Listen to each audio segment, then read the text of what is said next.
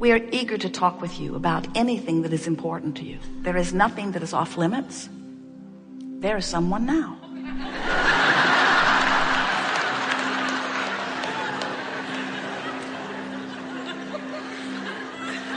You will notice a perfect unfolding, because you have to know that this meeting has assembled long before you dragged your physical bodies here. In other words, who you are and the larger part of you has already assembled in this vortex of creation, you see. And so we are well aware of who you are and what you're asking for. As people come forth, we'll call you one at a time, and we will visit with you about whatever is on your mind.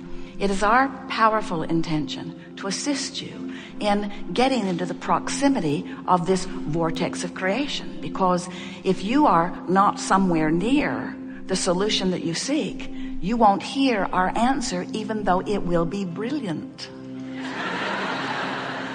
You have to be in the vibrational vicinity of what you're reaching for, which means in many cases, you have to distract yourself from what's been bothering you. Because do you know, the vibrational frequency of a question and its answer are very different frequencies. The vibrational frequency of a problem and a solution are very different frequencies.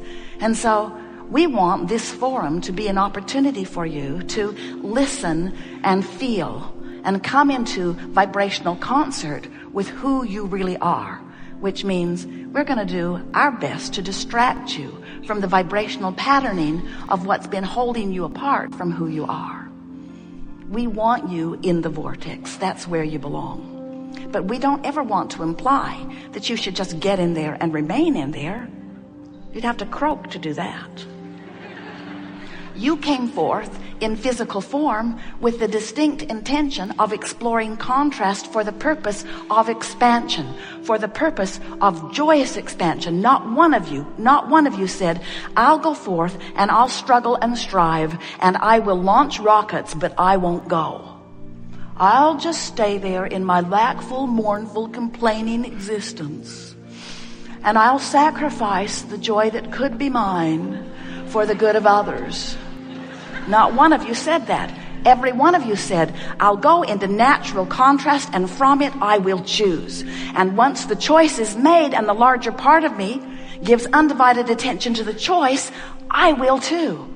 And you know what the most exhilarating thing about that is that everything that you want to call joyous life experience, every bit of it is that closing of that gap. In other words, you out here on the leading edge, you get to explore the contrast and you get to launch the rocket.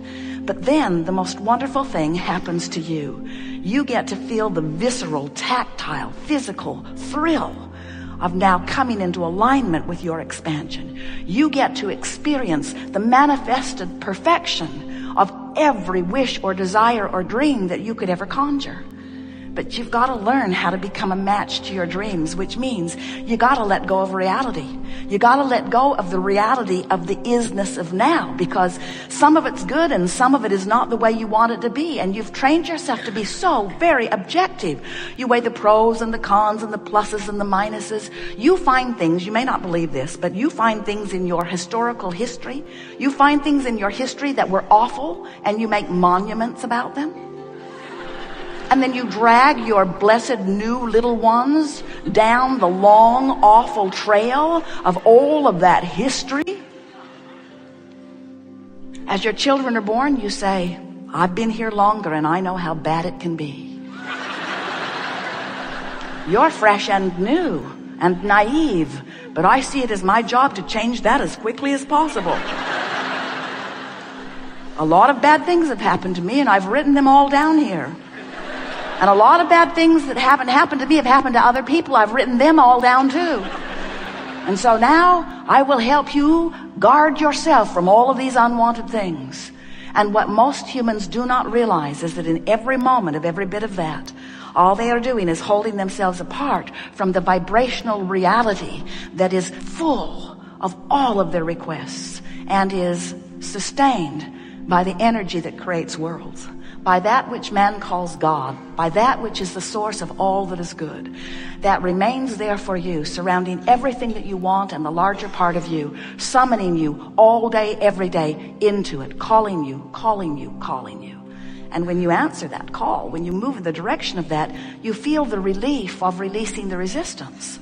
With every particle of resistance that you release, with every bit of movement toward who you really are, you feel yourself blossoming and blooming and becoming that being that you have already become, vibrationally speaking. So when we tell you you are vibrational beings, how does that set with you? Are you all right with that?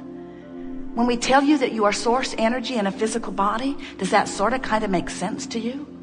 When we tell you that you're exploring contrast and that the contrast helps you to choose, do you get that? And when we tell you that when you've chosen, that the larger part of you embraces your choice and holds it for you eternally, waiting for another amendment and waiting for you to become a vibrational match to it, can you relate that to the wonderful aspects of your life? Do you get that? Do you now understand the emotions within you and what they mean? Do you know that the source within you is one who loves? Do you know that? And do you know that that's why when you find someone that you're not appreciating, when you're finding fault or blame, when you're condemning someone or something, even when by your physical standards they darn well deserve it, do you now understand what that negative emotion means? It means you departed from who you are. Source says you have the free will to do that, but you're not ever going to feel like you really feel when you hate, because you are a lover. The larger part of you loves. And when you don't love, you're not who you are. And there is a separation that you can feel in your solar plexus that feels like hate or anger. When you are afraid, do you know that it does not mean that you're receiving a warning bell that says there's danger? Do you know that when you're afraid, what it means is you have thought about something and therefore activated a vibration and therefore established a vibrational pattern of such separation from who you are that that empty, awful feeling that you call fear simply means your thought is not in sync with who you are. You're draining yourself. Draining isn't the right word. You are disallowing the refueling, the refilling of who you really are. So, this gathering, we call it the art of allowing, the art of figuring out how to allow myself in my physical form to be that which the source within me has become as a result of my exposure to this contrast here and now. Do you see how it all fits together? There are no words to convey to you the appreciation that we feel from this non-physical vantage point for the leading edge work that you all are doing. We want to assure you that your future, that the future of this planet, that the future of all that you know as physicality, it is magnificently laid out before you. And when you find something to fuss and worry about, the most significance that that has is that for you, right here, right now, you prevent yourself from being the full being that you really are. And here is the most significant thing that you will hear from us this day or ever. That negative emotion that you feel simply means that you are not keeping up with you. You are not keeping up with who you have become as a result of the life that you've been living. So, what do you want to talk about? Some things. So it's rather easy to be here in your physical body and to get yourself vibrationally separated. That's really too strong a word. But pinched off from the fullness of who you really are. Your emotions let you know how you're doing in that regard. Your emotions let you know in every moment that you are consciously aware of the vibrational relationship between the non-physical source energy part of you and the thought that you are thinking right here in this moment. So here is how it works, and we're just briefly going to give this to you. We want this to be something that you significantly understand, and all day long we'll bring you back to this realization, because an acceptance of the reality of the whole that is you is necessary before you can be the joyous, creative being that you have come forth to be. So before you came into this physical body, you were non-physical energy, and a part of that consciousness came forth into the personality that you know as you. So here you are in this body, you that you know as you and you that others know as you. and you are exploring the variety of this leading edge time-space reality, this leading edge, magnificently balanced, contrasting environment where by knowing what you don't want, you can come to clearer preferences about what you do want. And every time that preference is made, whether you speak it out loud or not, much more is happening that is happening on a nonverbal level than a verbal level. Hard to believe as much as you are talking to one another. But much more is happening vibrationally. So this rocket of desire is shooting forth from you all day, every day, rocket after rocket after rocket of what would be better, what would be an improved situation. Not just for you, magnificent humans, genius creators out here on the leading edge, but even the one-celled organisms, even that which is what you call dirt or rock or beast or flower. Everything that is consciousness is having exposure to environment, and everything that is consciousness, which is everything, is sending forth rockets of desire, rockets of improvement. That's why the evolution of all species occurs. So as this rocket of desire goes forth, the non-physical part of you, or the one-celled organism, or the rock, or the flower, or the beast, the non-physical part of you takes that rocket and holds the newly found preference, the newly found place, and holds it as a vibrational marker, waiting for you to vibrationally catch up to it. That's where your emotions come in.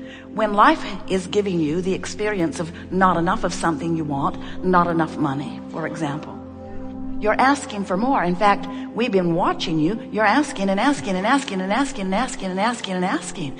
And there is a veritable fortune amassed for you, vibrationally speaking, in what we are calling this vortex of creation. This is a vibrational reality that precedes all things that you call your manifested reality. Sometimes our physical friends are annoyed as we wave arms around and describe this vortex of creation, this vibrational reality. They just say, "Show me the money, Abraham." I want to believe you that airy-fairy stuff is real, but what I really want is the tangible evidence. And we want you to understand that once you've launched the rocket and once the source within you has acknowledged it and is holding to it, that there is a vibrational reality that is valuable. It's an escrow that you can count on, but you have to be a vibrational match to what you're asking for. And often, even though you want to be, you're not.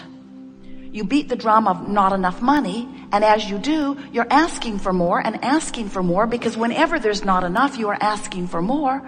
And so Source is tending to and holding this fortune. And here's the thing that we really want you to understand. In this vortex of creation, where the larger part of you dwells, where law of attraction is assembling all cooperative components, that is the key reference for you to take away from this gathering. All cooperative components have already been assembled for the manifesting of all things that you are asking for. But the question that we want you to become aware of as you are here in this workshop today, we want you to ask yourself, am I in my physical form a cooperative component? And the answer is often you're the only uncooperative component. Because you're still beating the drum of I don't have enough, I don't have enough, I don't have enough. And you know why that is? Because your awareness of your reality has your nearly undivided attention. You're so busy looking at what is that you've forgotten that what is was only and will only ever be the bouncing off place for this vortex of creation where all things are happening. So what happens as you live your life just like you knew you would? The contrast helps you to do step one. Step one causes you to ask, and you do it all day, every day. You cannot turn that asking off. The entire universe is established to provide for you and everyone else you know this opportunity to continue to expand and evolve, even if you are a one-celled organism. So you're asking, and Source is not just answering. Source is literally becoming the vibrational equivalent of what you are asking for. And because the inner being within you, the Source within you, gives undivided attention to the new and improved expansion that you've carved out of your leading edge life experience, when you focus on the opposite of what you have now asked for, let's say it a better way, when you focus upon the opposite of what you have evolved to Do you get it? Do you get that life caused you to ask and the larger part of you evolved to a new vibrational stance? And when you don't go, you don't feel good. That's what that separation, that's what negative emotion is. That's what the tug of war within you often is.